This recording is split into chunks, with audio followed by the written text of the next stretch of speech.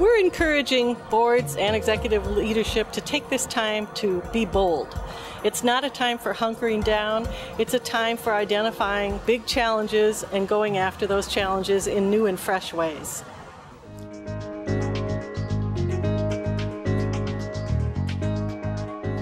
The structural deficit really continues on as far as the eye can see. We have to make some changes, somehow, somewhere, to bring things back into line. We have had a structural deficit for the last couple of years that we've been able to get through with some one-time things. But going forward, we're going to have to change revenues or spending, or both, in significant ways. Our deficit right now is certainly going to be more than 10% of our budget, probably much more. And that's going to be the starting point for the next budget. As we've seen reductions in state revenue, we should not expect that the local governments are going to be able or willing to raise property taxes to fill the decline. There continues to be, I think, expectations from policymakers as well as just residents in general that we realign our services and look at how we better deliver services. And that means we look for first partnerships with nonprofits, with other local governments, as well as with the state government. We're in conversation with other counties, for example, about where are the opportunities here to better deliver services from a county perspective. We need to be in conversation with the various nonprofits about what are the partnership opportunities and what are the things they should be doing versus what are the things we should do as direct services. We have to find the most innovative, the most practical ways of getting the work done, because we are still required to do much of this work to keep our children and those with disabilities and our elder citizens safe. But we do not have the same amount of dollars to spread around to our partners who've had contracts with us in the past. That makes it difficult for us, that makes it difficult for our partners, and it certainly makes it difficult for those who we need to provide services of protection and support for. Good board members read the paper and they remain knowledgeable about what's happening in the environment, what's happening in state government. Whether the state government is facing a shortfall.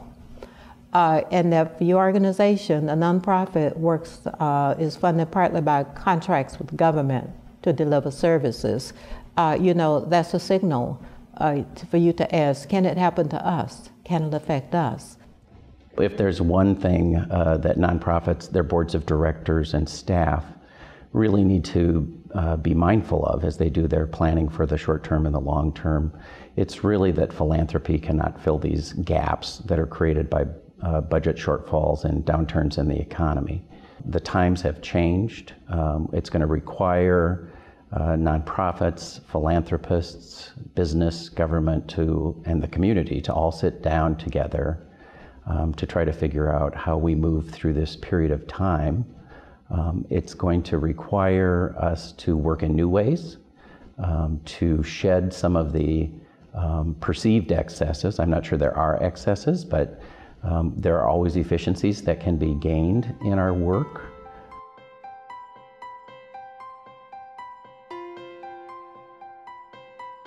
Well, what it means for a lot of people who are delivering services, trying to work with state and federal money, is that we will be looking at getting more information, tracking what's going on, and probably having less flexibility, providing less flexibility for the use of those funds. So that each time you get some of that federal money, each time you get some of that state money, we'll be wanting to know on a monthly, quarterly, certainly an annual basis, what's happening, and making sure that everyone knows your success or your failures. Organizations should be thinking about whether or not they're organized right to get the maximum impact for the resources that they have available. This is also a good time for organizations to think about whether or not they should still be in existence, whether or not there's a new configuration of their work that might do a better job advancing their mission. This is a time to think about joint ventures, collaborations, and even mergers to see if through some combination, you can make a bigger difference in the community.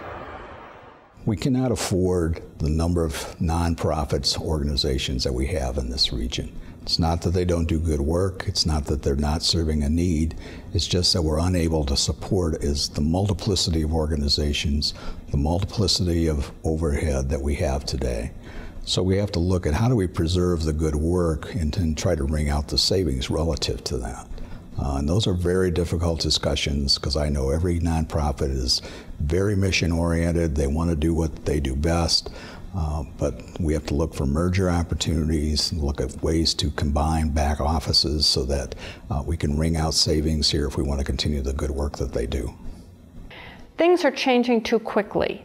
We no longer can work with the policy that the budget's set at the beginning of the year and then it's set in stone. Nothing is set in the stone. The revenue side is changing, but the expense side is changing too.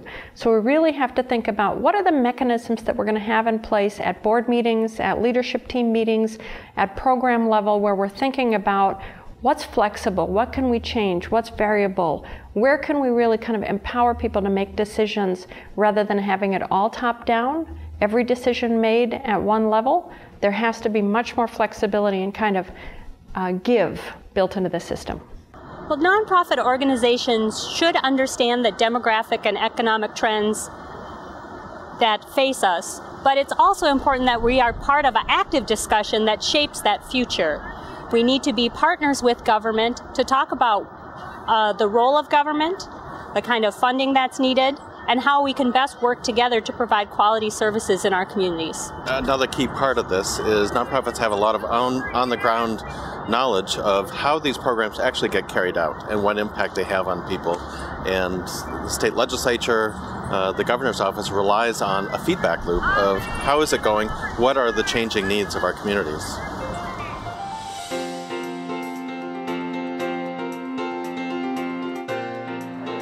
Well, no one doubts that the times are certainly changing. With deficits like we're facing into the future of Minnesota having $6 billion in the next biennium, the world will not be the same. No one can count on stable funding, but we can count on smart funding for important projects. There's essential things we do, important things we do, and nice things we do. Well, it's nice to have nice things, but I don't think we're doing so many nice things. But the essential and the important ones have to be defined and focused on in collaboration with the legislature and the state funding and the federal, along with the locals that will be I think the grease and to make it smooth over. And I think if we don't partner well, very bad things will happen. If we do our work right, I think we'll actually be quite pleased with what comes out, and we will preserve the things that are most important to all of us. That gives me some reason to be optimistic. We know the next few years is going to be really tough for human services in general. And I think what we all have to remember is we can reinvent government, we can redesign services, we can do things better.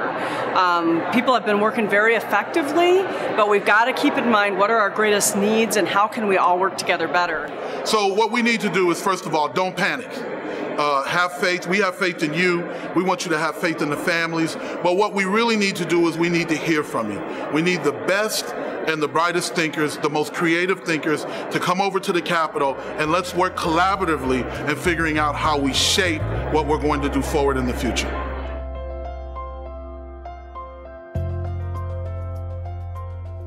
Your leadership voice, your leadership commitment, your leadership values are truly tested when you're challenged. And as my grandmother used to say, those times will separate the sheep from the goats.